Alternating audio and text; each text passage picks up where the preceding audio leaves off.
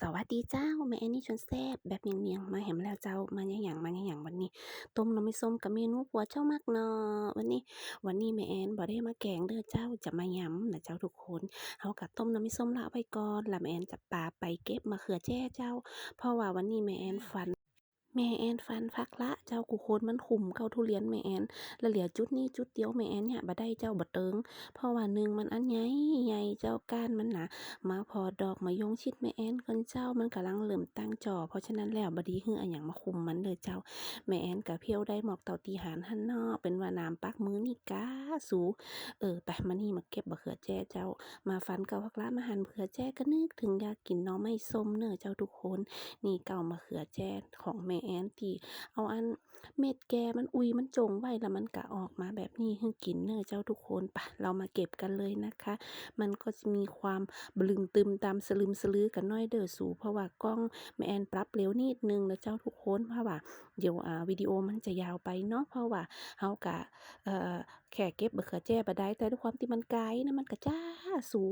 และแล้วนะเจ้าเฮากะมาเริ่มทำกันได้เลยเน้อเจ้าทุกคนเก็บมะเขือแจ้ก็เป็นว่าไกด์เเด้อเจ้าทุกคนมะเขือแจ้ก็มันจะมีนักนะแม่แอนชอบกินที่แบบว่าปาดแล้วก็แจ้น้ำปลากินอย่างเงี้ยเจ้าทุกคนเอามากับยำหน่อไม้ส้มลาบปลาลาบจีนอย่างอีกก็ล้ำนะเจ้าทุกคนปะเฮากะได้เวลาอันเป็นมงคลฤกษ์แล้วนะคะได้มะเขือแจ้ก็เยอะพอสมควรเหมือนกันซ่ากะล้ำนะสู่ซ่าใส่ปลาทูเนอเจ้าทุกคนเหมาะขนาด มะเขือแจ้ต้องแจ้แต้ๆนะถ้าแจ้แบบบ่แต้มันก็ซ่าบ่ลำเนาะบางคนเปิ้นก็ซ่าใส่จีนแห้งแต่วันนี้บ่ซ่าเจ้ากลับมายำหน่อไม้ส้มของเฮาเหมือนเดิมเครื่องก็จะมีประมาณนี้เน้อเจ้าแม่นก็จะ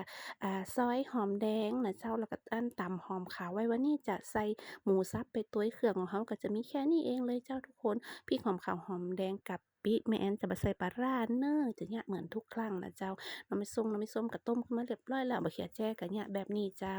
กินกับยำน้ำมันส้มคือ the best คือเลิศมากเลยเจ้าทุกคนผักกับของเฮาก็นี่เลยค่ะอลังการงานสร้างบักถั่วปูนี่สวนติบ้านเด้อเจ้าทุกคนฝักใหญ่มากๆเลยเจ้าสดๆเลยค่ะอีแม่เก็บมาฮื้อเด้อเจ้า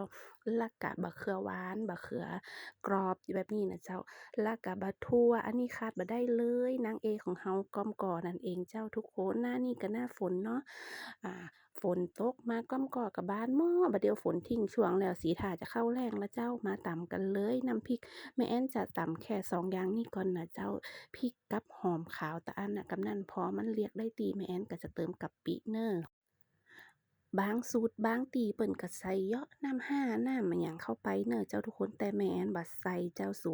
และแถมอย่างหนึ่งนะพอตำได้ตีแล้วหอมแดงนี่แม่แอนจะใส่มะรูนหมู่รูนจุ่มจะอี้เลยเจ้าเพราะว่าแม่แอนเคยตำเอามารวมกันแล้วมันหิวเข้ากันตาพอเราเติมกะปิแบบนี้แล้วน่ะเจ้า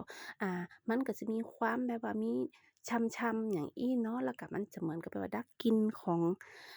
หอมแดงไว้นะเจ้าตั้งกระทะเลยใส่น้ำมันเจ้าหอมแดงลงไปก่อนเลยเน้อทุกคนบ่ฮู้ว่าสูตรใดตั้งใดเนี่ยแบบนี้ก่อนน่ะเจ้าบางคนเปิ้นเอาหน่อไม้ส้มไปโซะกับน้ำพริกเลยแล้วก็เอามาผัดทีเดียวแต่แม่แอนบ่เจ้าทุกครั้งทุกคลิปในการทำยำหน่อไม้ส้มแม่แอนก็จะบอกนี้ตลอดเลยเน้อเจ้าทุกคนมันจะได้หอมเจ้าหอมแล้วก็หวานกระเทียมหวานหอมแดงที่เฮาเจ้าลงไปแล้วก็จะมีความหอมน้ำพริกเฮาก็จะมีความหอม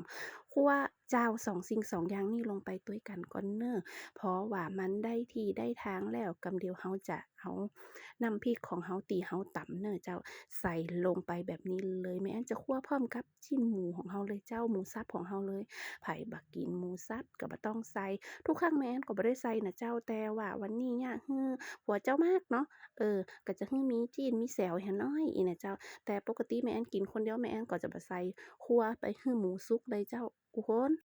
วินาทีนี่คือหอมโซะเลยอีเติ้นหน้าประมาณว่าใครได้กินก็คือต้องจามแล้วแหละทุกคนมาเด้อมาเด้อวันนี้ไผตีบะหมี่กับข้าวต้อนเตือนนะเจ้ามาพอของแม่แอนแบบนี้เพื่อจะได้มีแรงบันดาลใจในการเนี่ยยำหน่อไม้ส้มนั่นแล้วจากนั้นเขาก็เอาหน่อไม้ส้มที่เขาต้มไว้นะเจ้าต้มไว้บีบน้ำเสร็จเรียบร้อยก็เอามาคั่วแบบนี้เลยเจ้ากับปรุงรสแม่แอนก็จะใส่ผงปรุงรสนะเจ้า ใส่ผงปรุงรสลงไป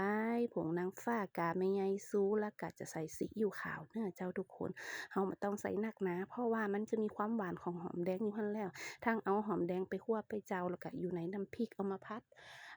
รสชาติของมันก็จะโอเคเลยเจ้าแม่แอนใส่แค่3อย่างนี้เองเจ้าแต่เป็นคนเฒ่าบ่เก่าเพิ่นก็อาจจะใส่แบบว่าปลาร้าลงไปเนาะน้ำห่าลงไปแต่แม่นกว่ามันเค็มกันเพราะว่า1เขาใส่กะปิเนาะ2ผงปรุงรสแล้วก็3ซีอิ๊วขาวแม่นก็จะเนี่ยประมาณเหมือนพัดนะเจ้าเหมือนพัดเลยนะแต่ว่าความพัดนี่ก็จะมีเติมกะปิไปโต๊ยนิดหน่อยแบบตะกี้นะเจ้าสุกได้ที่ได้ทางแล้วแม่แอนก็จะอุ้ยหอมป้อมกับกอมก่อของเราลงไป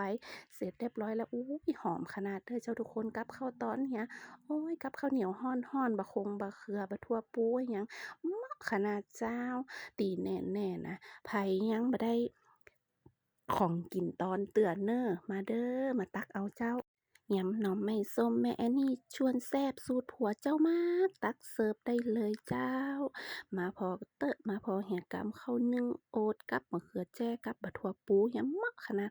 ขาดอันหยังก็ขาดผักหนองเด้อเจ้าทุกคนเพราะว่าแม่แอนว่าแม่แอนจะไปเก็บแล้วแต่แดดโอ้โฮรุนแรงขนาดนักเลยนะเจ้าต้องขับรถไปเก็บติลิงพู้นนะสู่มาเด้อมากินข้าวด้วยกันเจ้าข้าวตอนวันนี้เด้อ